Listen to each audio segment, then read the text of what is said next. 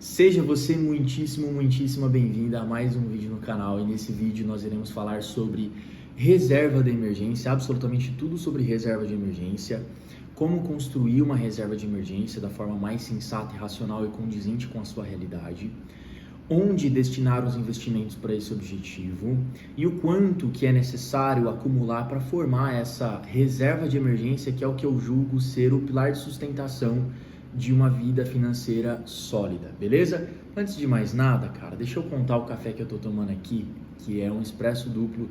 Quem tem a maquininha da Dolce Gusto tem um café chamado café matinal, ele é surreal de bom, cara. Vocês não têm ideia, eu já tomei duas e tô me contendo para não tomar a terceira, como apaixonado por café. Mas dito isso, vamos pro conteúdo do vídeo. Eu quero que o conhecimento que será compartilhado aqui nesse vídeo não seja simplesmente mais um conteúdo que você assistiu na internet. E eu não quero que você saia desse vídeo da mesma forma com que você entrou.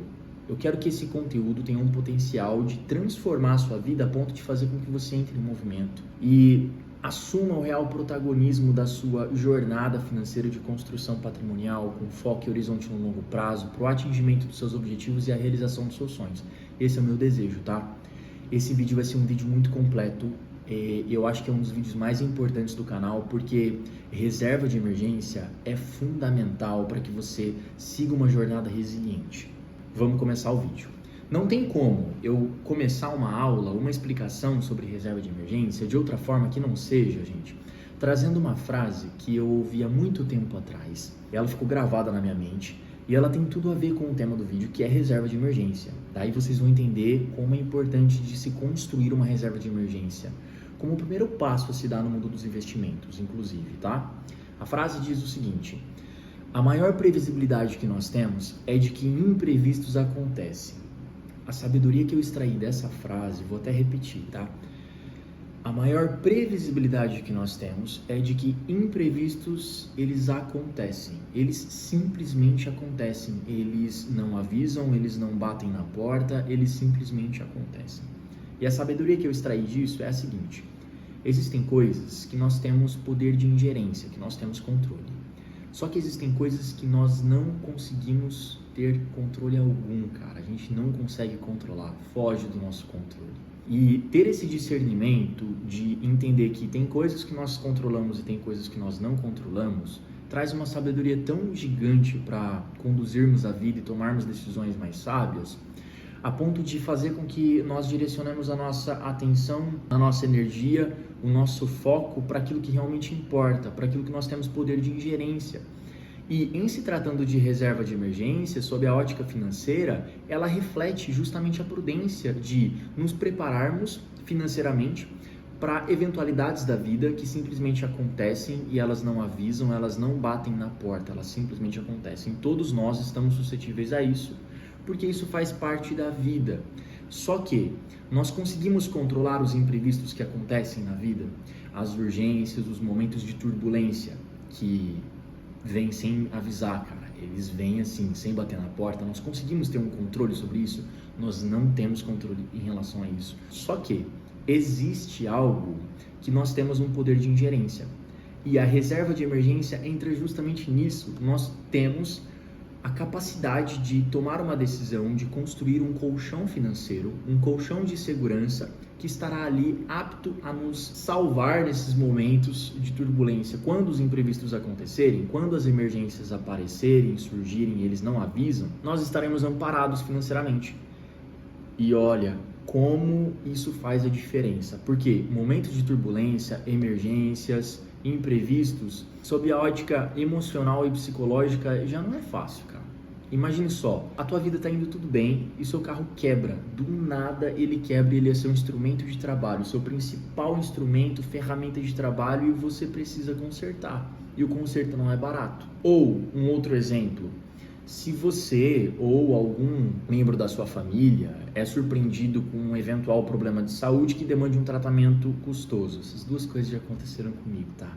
E aí, se você não tem uma reserva de emergência, cara, as coisas elas ficam muito mais difíceis do que já são, entende? Então, ter um colchão de segurança, ter uma reserva de emergência vai fazer com que você tome decisões mais sábias, mais racionais nos momentos mais delicados da vida, vai fazer com que você tenha uma resiliência durante toda a sua trajetória de vida, toda a sua jornada e principalmente vai fazer com que você não corra o risco da ruína, a ponto de quebrar toda a sua estrutura, toda a casa. Uma boa construção, ela começa pelo alicerce, ela não começa pelo telhado. E a reserva de emergência, eu gosto de dizer que ela é a fundação invisível da estrutura financeira da nossa vida. Nos momentos mais difíceis, ela vai estar ali, segurando toda a estrutura sólida da nossa vida financeira. Uma casa bem construída, bem fundamentada, bem alicerçada, não é qualquer vento que derruba ela, cara. Os ventos vêm, os temporais vêm, as tempestades vêm, só que ela fica ali, perene, por décadas e décadas e décadas. E se você estender essa lógica, esse racional, isso vale para relacionamentos. Um relacionamento saudável, construído e solidificado com base em princípios, em valores, na compreensão, no diálogo, no amor, na ternura, na parceria. Cara, os momentos difíceis, eles aparecem, mas eles ainda fortalecem ainda mais o relacionamento, né? Porque é um relacionamento bem fundamentado, um relacionamento bem saudável, construído, entende? E na nossa vida financeira, funciona da mesma forma. E a reserva de emergência, ela exerce esse papel na nossa vida. Reserva de emergência, então, ela é um colchão financeiro que a gente forma, um colchão de segurança que estará ali pronta para nos socorrer nos momentos mais delicados da vida, sob a ótica financeira. E nós temos controle em relação a isso. Nós temos o poder de hoje decidir formar a nossa estrutura, a nossa base sólida, a reserva de emergência, para que, se acontecer alguma coisa, é claro que nós não desejamos que nada dessas coisas aconteça na nossa vida, só que nós estamos suscetíveis a isso. Simplesmente faz parte da vida. E se acontecer alguma coisa, ou quando acontecer alguma eventualidade, algum imprevisto, algum momento de turbulência, financeiramente estaremos amparados, porque nós temos uma reserva de emergência para nos socorrer nesses momentos. Deu para entender o conceito e a importância de se construir, de se ter uma reserva de emergência? Agora a gente vai para uma segunda parte do vídeo, que é o seguinte: o quanto será que é necessário, então, acumular?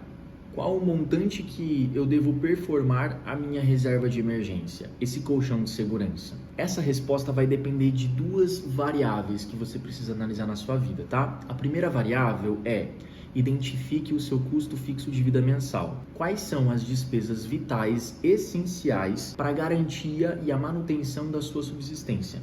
Aqui você não vai levar em consideração o seu salário cheio no final do mês, tampouco as despesas variáveis que você tem. Então, um rolê de final de semana, ou um gasto ou outro com iFood, ou uma roupa bonita que você acabou encontrando numa loja do shopping e comprou. Não, são as despesas essenciais para a manutenção da sua subsistência. Então, moradia, transporte, alimentação, todos esses gastos vitais, você precisa somá-los para identificar qual que é o seu custo fixo de vida mensal. A segunda variável que a gente tem que analisar é: para você chegar nesse montante, você tem que levar em consideração o nível de segurança que você quer ter. Então, quantos meses você deseja ter de segurança? Existe um parâmetro referencial quando se trata de reserva de emergência que é muito interessante, tá? Que já serve como uma baliza para você mensurar na sua vida. Entre 6 a 12 meses do seu custo fixo de vida mensal. As pessoas sempre falam isso. Tenha uma reserva de emergência que performe entre 6 a 12 meses do seu custo fixo de vida mensal. Se vai ser de 6, se vai ser de 12, vai depender. Primeiro, do nível de segurança que você busca, que você deseja ter, que você vai se sentir confortável e vai deitar a cabeça no travesseiro tranquilo, tá bom? E segundo, da estabilidade funcional no que diz respeito ao seu emprego ou da previsibilidade quanto aos fluxos de receita, suas fontes de renda. Então não dá pra gente comparar um funcionário público, por exemplo, que tem uma rigidez maior, uma consolidação maior quanto à sua estrutura funcional ali sob o regime estatutário. Ele tem uma previsibilidade, uma estabilidade em relação aos fluxos de receita. Então ele sabe que o salário dele vai pingar todos os meses, faça chuva, faça sol. Ele já tem essa previsibilidade. Então, não dá para a gente comparar esse servidor público com um empreendedor, por exemplo, que tem uma volatilidade muito maior em relação aos fluxos de entrada, aos fluxos de receita, né, suas fontes de renda, que um mês pode ser mais forte do que outro e tem essa essa volatilidade maior. Pode ser que para um funcionário público, por exemplo, uma reserva de emergência de 6 meses seja adequada e ele se sinta confortável e ok. Pode ser que para o empreendedor, talvez faça mais sentido ter uma reserva de emergência um pouco mais robusta, de 12 meses, por exemplo. Mas isso vai depender do nível de segurança que você deseja ter e dessa estabilidade em relação à projeção dos fluxos de receitas, tá? Eu estou com a minha HP12C aqui, vamos para um exemplo prático, ó. Suponha que eu tenha um custo fixo de vida mensal de R$4.000 mês. Multiplica, por exemplo, por 12, vou formar uma reserva de emergência de 12 meses, pronto, chega no montante de R$48.000. Então esse é o montante, R$48.000, que eu vou destinar para o meu colchão de segurança, para minha reserva de emergência. Nesse momento do vídeo, eu espero que você tenha feito aí na sua casa, chegado no montante a performar a título de reserva de emergência. Agora, vamos para uma parte do vídeo muito legal. Tá, eu entendi o quanto que eu preciso juntar para formar minha reserva de emergência. Cara, mas eu tô perdidaço, eu não sei por onde começar. Como? Me dê um plano. Claro, eu vou te entregar um plano. Eu vou disponibilizar uma planilha muito bacana, que eu vou deixar aqui na descrição para você poder estar baixando e preenchendo. Não é visualmente a planilha mais linda que você vai ver, mas funcionalmente ela é maravilhosa, tá? Eu vou explicar cada item da planilha para você preencher na sua casa. Mas a planilha, basicamente, ela vai consolidar ali as informações necessárias para te entregar o quanto que você precisa investir todos os meses para formar a sua reserva de emergência em um dado período de tempo. Então essa é a planilha, é o plano de construção da sua reserva de emergência, onde você vai preencher as principais informações e preenchendo as informações, a planilha vai te entregar um plano concreto, factível, condizente com a sua realidade para que você consiga construir a sua reserva de emergência, sair desse vídeo já com um plano materializado para começar a construir a sua reserva de emergência da forma mais sábia possível, tá bom? A primeira informação que você precisa preencher é o seu custo fixo de vida mensal, então quanto você gasta para viver. Vamos continuar no exemplo que eu estava dando lá de R$4.000 por mês? Então R$4.000 mês é o meu custo fixo de vida mensal. Quantos meses você quer de segurança? Então eu vou formar minha reserva de emergência de 6 meses. Logo, aqui no campo azul ele vai mostrar que precisamos formar R$24.000 a título de reserva de emergência, tá? É o montante que eu preciso juntar para construir a minha reserva de emergência. Se você tivesse já um dinheiro disponível para destinar para esse objetivo, você poderia colocar aqui, ó, o que você já tem guardado hoje, tá? Mas eu vou deixar zerado no nosso exemplo. Então, eu preciso juntar R$24.000. Em quantos meses, né, você quer atingir a meta? Então, eu vou me dar 12 meses para atingir esse objetivo. Quanto está a taxa Selic hoje, atualmente, no momento que eu estou gravando esse vídeo, dia 17 de fevereiro de 2026, a taxa básica de juros da economia está em 15% ao ano, embora o Copom já tenha sinalizado o início do ciclo de corte de juros, atualmente é 15% ao ano.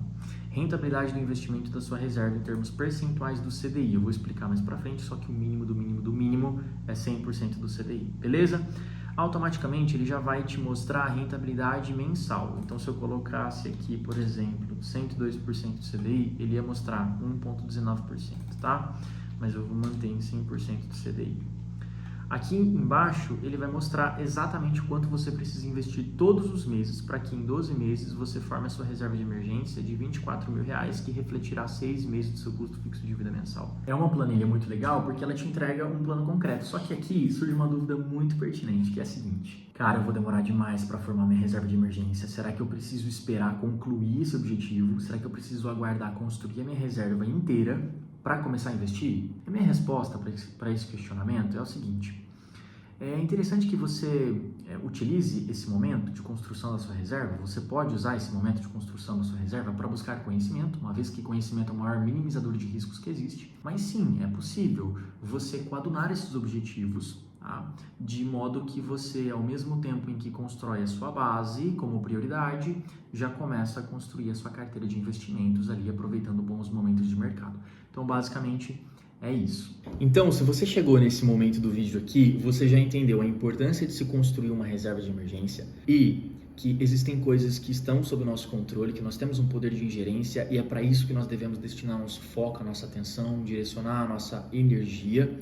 e que tem coisas que nós não conseguimos controlar, e a reserva de emergência reflete essa prudência de conseguirmos nos preparar antecipadamente para eventualidades da vida. Você já deve ter aí o seu plano materializado, condizente com a sua realidade, está com o plano prontinho para começar, para colocar em prática. Agora, a pergunta que não quer calar é a seguinte: tá, Júnior, só que eu vou investir onde? Em qual tipo de investimento? E esse é um dos pontos mais cruciais do vídeo. Bom, quando se trata em tomadas de decisões de investimentos, todo investimento você tem que analisar 3 óticas: risco, liquidez e rentabilidade. A reserva de emergência, ela é um objetivo que demanda, quanto a risco, liquidez e rentabilidade, certas diretrizes, tá? Então, reserva de emergência vai exigir uma diretriz quanto a risco, uma diretriz quanto a rentabilidade, uma diretriz quanto a liquidez. Aqui eu gosto de compartilhar como eu enxergo a minha vida financeira numa visão macro, num aspecto macro, para que você entenda onde que a reserva de emergência entra, tá?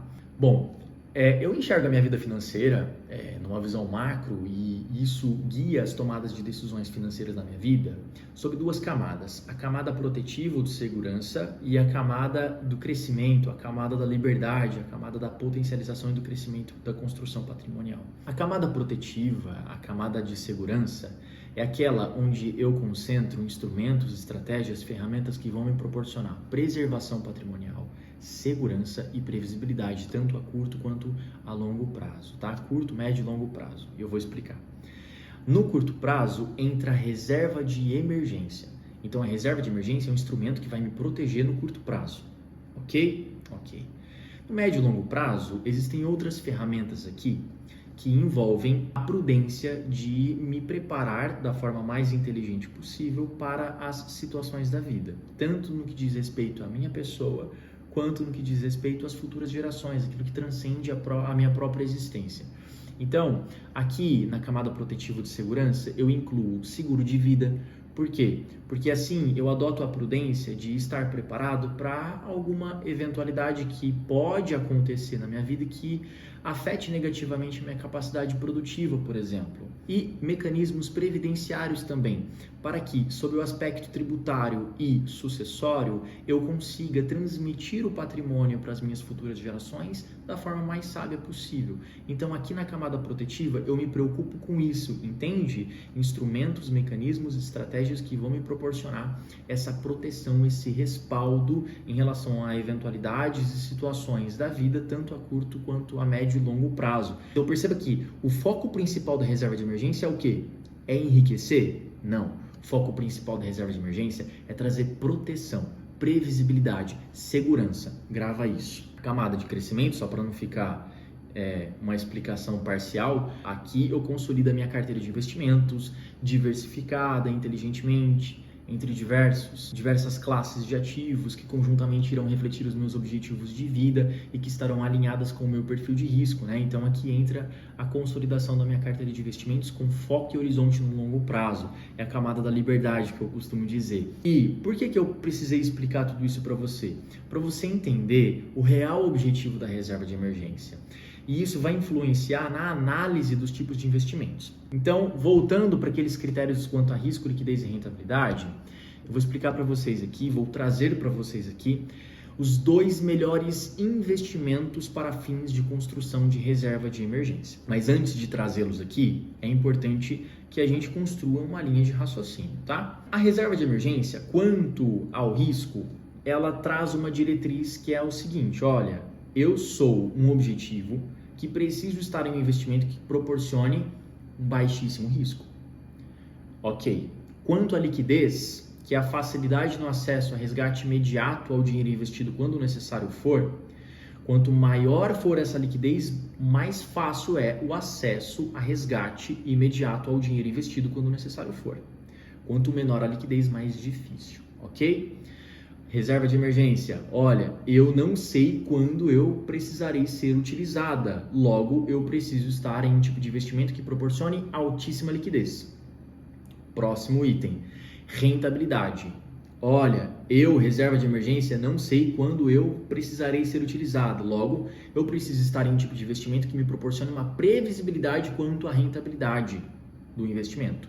Ok, entendendo isso, E olhando para o mundo dos investimentos, nós conseguimos entender que as modalidades de investimentos da renda fixa são aquelas que são capazes de atender, de corresponder às exigências desse objetivo reserva de emergência quanto a risco, liquidez e rentabilidade. Nós não conseguimos encontrar na renda variável. Então, primeira coisa, reserva de emergência não se constrói em ativos de renda variável. Os ativos de renda variável, eles são correspondentes a finalidades de longo prazo, de construção e potencialização patrimonial. Então lá você se depara com ações, onde você se torna sócio de grandes empresas, de empresas perenes no mercado, fazendo parte dos lucros e resultados gerados por esses negócios, se expõe a empreendimentos imobiliários através dos fundos imobiliários. Ok, você tem uma dinâmica completamente diferente. Renda fixa é empréstimo, você empresta o seu dinheiro para alguém e recebe depois de um tempo acrescido de juros. Esse alguém pode ser um banco, uma instituição financeira, uma empresa e inclusive o próprio governo federal, o próprio Tesouro Nacional. E para formalizar esse empréstimo, o emissor, que é quem está pegando o seu dinheiro emprestado, ele emitirá um título de dívida, ok? E a nomenclatura desse título de dívida, que vai reunir todas as características desse empréstimo, ou seja, prazo de vencimento, liquidez, rentabilidade do investimento, vai depender do emissor. Então, se o emissor é uma instituição bancária, esses títulos, onde você empresta o seu dinheiro para o banco e recebe depois de um tempo acrescido de juros, são chamados de CDBs, Certificados de Depósito Bancário. Se você empresta para o governo federal, lá na plataforma do Tesouro Direto, através dos títulos públicos, você tem Tesouro Selic, Tesouro Prefixado, Tesouro IPCA+. O nome do título vai denotar muito as características desse tipo de investimento. É importante você entender isso. Entendendo isso, agora eu vou trazer os 2 melhores investimentos para você formar e consolidar sua reserva de emergência. O primeiro deles é o Tesouro Selic. O Tesouro Selic é um título de dívida emitido pelo governo federal, emitido pelo Tesouro Nacional, onde você empresta o seu dinheiro para o governo federal e recebe depois de um tempo acrescido de juros. Esses juros, ou seja, a rentabilidade do Tesouro Selic, ela é uma rentabilidade pós-fixada, ou seja, ela acompanha os movimentos da nossa taxa básica de juros da economia, taxa Selic. Então você tem uma previsibilidade quanto à projeção de rentabilidade que é sempre no sentido positivo, ora mais, ora menos, acompanhando os movimentos, o comportamento da taxa de juros, da taxa Selic. Então, quanto ao critério de rentabilidade no Tesouro Selic, check, ok. Quanto ao critério da liquidez, se você solicitar o resgate até as 13 horas em dias úteis, o dinheiro estará acessível para você ali, disponibilizado na sua conta em D+0, ou seja, no mesmo dia. Caso contrário, o dinheiro estará disponível para você em D+1, ou seja, no dia útil imediatamente subsequente à solicitação. Então, você tem uma alta liquidez no Tesouro Selic. E quanto ao risco, é o investimento mais seguro do país. É um dos investimentos mais conservadores e é o mais seguro do país, uma vez que você estará emprestando o seu dinheiro não é para o Zé da Padaria, mas sim para o próprio governo federal, para o próprio Tesouro Nacional, detentor da emissão da moeda, que na pior das hipóteses, ele emitiria moeda para honrar seus compromissos, para pagar suas dívidas, tá? Sofrer um calote no âmbito do Tesouro Nacional implicaria dizer um colapso absoluto de todo o sistema. Até quando você olha a composição da dívida pública do país, os maiores detentores, em um percentual considerável, são as grandes instituições bancárias. Então, muito provavelmente, elas teriam ido para o vinagre muito antes, tá? Então, o Tesouro Selic, ele é o investimento mais seguro do país, tá? E ele tem um risco chamado de risco soberano. Preste atenção, tome cuidado com promessas de investimentos com risco inexistente. Não existe isso, tá? Não existe ausência de risco. Se alguém te disser ou te trazer alguma coisa nesse sentido, foge, porque muito provavelmente é uma cilada gigantesca. Beleza, dito isso, nós temos no top 1 então o Tesouro Selic. Pegando o gancho do Tesouro Selic, antes de entrar no segundo investimento, existe o Tesouro Reserva, que atualmente, no momento que eu estou gravando esse vídeo, em fevereiro de 2026, ele está em fase de testes com alguns poucos clientes do Banco do Brasil, mas a previsão é de que estará disponível para os investidores em geral em março desse ano. E o Tesouro Reserva, cara, eu vou colocar aqui a matéria do Infomoney, o Tesouro Reserva, ele vem justamente para esse objetivo. É um título do Tesouro Nacional, só que ele vem com uma liquidez amplificada, uma liquidez mais alta ainda. Porque imagine só, se acontece uma emergência um final de semana, em um sábado à noite, né? No Tesouro Selic você teria certos problemas em relação a isso, a solicitação do resgate. Em detrimento das caixinhas, por exemplo, você tem bancos digitais aí, Mercado Pago, Nubank, Pensando nisso, o Tesouro Nacional desenvolveu, tá, o Tesouro Reserva. O próprio nome já diz, Tesouro Reserva, que vem com essa altíssima liquidez. Eu vou colocar a matéria aí do Infomoney que diz que vai funcionar 24/7 dias por semana. Então isso é muito legal pensando em reserva de emergência. O Tesouro Reserva entra com tudo aí para fins de composição da reserva de emergência. Vai ter uma altíssima liquidez, você vai ter o risco soberano, é um título do Tesouro e a rentabilidade também pós-fixada ali acompanhando a taxa básica de juros, tá? Ela vem justamente para competir com as caixinhas dos bancos digitais, tendo todo esse respaldo quanto a risco de crédito. Achei uma iniciativa muito bacana do Tesouro, tá? Achei uma iniciativa sensacional. Então, Tesouro Selic, Tesouro Reserva e agora a outra modalidade para fins de composição de reserva de emergência são os CDBs. Só que, não são só CDBs. Olha o que eu vou falar agora. CDBs de grandes, sólidas e robustas instituições financeiras, com rentabilidade mínima de pelo menos 100% do CDI. CDI, a taxa DI, a primeira irmã da Selic, é 0,10 abaixo da Selic, tá? A rentabilidade mínima, o parâmetro referencial é 100% do CDI. Com uma liquidez imediata, é importante analisar o critério da liquidez, e que tenha proteção do Fundo Garantidor de Crédito, que é o FGC, que respalda o ressarcimento em caso de insolvência da instituição em até 250 mil por CPF, CNPJ por instituição. Só que é importante eu ressaltar aqui, de novo eu vou dizer, tá? Reserva de emergência, CDBs de grandes, robustas e sólidas instituições financeiras. Vocês viram o que aconteceu com o Banco Master, tá? Que estimulando a ganância de muitos, prometendo rentabilidades exacerbadas, obviamente, quando algo parece ser bom demais para ser verdade, toma cuidado porque geralmente não é mesmo, tá? E agora estão dependentes do FGC. Então o FGC é bom? Sim, olhar para a proteção do FGC é bom? É bom, só que ele não anula de forma alguma a análise criteriosa em relação a para quem você está emprestando o seu dinheiro, concentrando a sua vida financeira. É importante que você analise criteriosamente o nível de saúde e solidez financeira da instituição. A reserva de emergência, e isso vale para tudo, tá? Mas principalmente para reserva de emergência. Reserva de emergência não é para te enriquecer.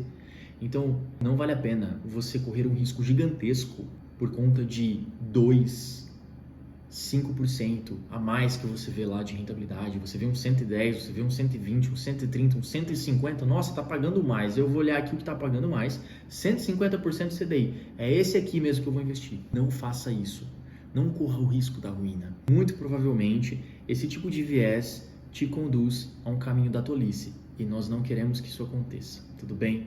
Então, para analisar o nível de solidez e solvência, tá, e saúde financeira da instituição, primeira coisa, site do Banco Central. Só isso aqui que eu vou te dizer já elimina muito a possibilidade de você tomar uma decisão errada, tá bom? Site do Banco Central, ele subdivide as instituições em grupamentos de segmentações, S1, S2, S3, S4.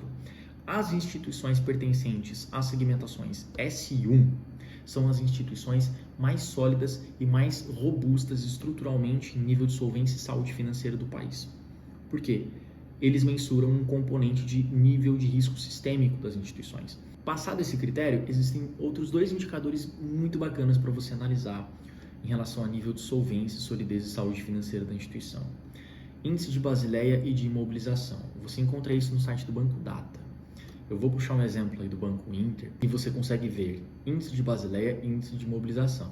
O índice de Basileia, quanto maior, melhor. Tá? O mínimo regulatório estipulado pelo Banco Central é de 11%. O que isso significa? Que se você tem um índice de Basileia, por exemplo, de 17%, para cada R$100 emprestados, R$17 é da instituição. E isso mensura o nível de solvência e solidez e saúde financeira do banco. É importante você analisar isso. Quanto maior, melhor. O índice de mobilização, ele mensura quanto do patrimônio está em ativos pouco líquidos, maquinários, equipamentos, e isso é muito importante de se analisar, porque para fins de eficiência operacional da instituição, é importante que esse nível seja o mais baixo possível, tá? Quanto maior, pior. Então, no índice de Basileia, você tem ali o mínimo regulatório de 11%, Isso mensura a capacidade da instituição de absorver suas perdas, mensura o nível de solidez e saúde financeira da instituição e, para fins de eficiência operacional, o índice de mobilização é muito importante de se analisar também. O regulatório do Banco Central estipula o máximo tolerado de 50% de índice de mobilização. Então, esses dois indicadores são muito importantes para você analisar aí. E aqui algumas características importantes. No Tesouro Selic, você tem a tabela regressiva de imposto de renda, ou seja, quanto maior o tempo que o dinheiro fica ali investido, menos imposto você vai pagar, tá? É uma tabela que começa com 22,5% e termina em 15%, ou seja, um prazo superior a 720 dias, você já tem a menor alíquota de incidência de 15%. E o imposto de renda, ele incide tão somente a rentabilidade, tá bom? Não é sobre o principal, é tão somente naquela parte da rentabilidade do investimento, tá? Você tem também o IOF, só que o IOF, ele vai incidir nos primeiros 30 dias ali da aplicação financeira, tá? Se você mantiver mais do que 30 dias, esse IOF já é zerado, ele não vai incidir. Ele incide também sobre quanto rendeu, né? Sobre a rentabilidade. Ele tem uma tabelinha que eu vou colocar aí nessa parte do vídeo também, que conforme os dias vão se passando, as alíquotas também vão se modificando ao ponto que, passados 30 dias, esse IOF é zerado. No Tesouro Selic você tem essa taxa de custódia da B3 de 0,2% ao ano, no que ultrapassar 10 mil, e aí sim, no que ultrapassar 10 mil reais, considerando o principal, o montante investido, mais os rendimentos do investimento, tá? Essa é a peculiaridade do Tesouro Selic. Em relação à incidência da tabela regressiva do imposto de renda e o IOF, é a mesma coisa para os CDBs. É importante você entender isso para analisar o prazo de vencimento da aplicação financeira, tá?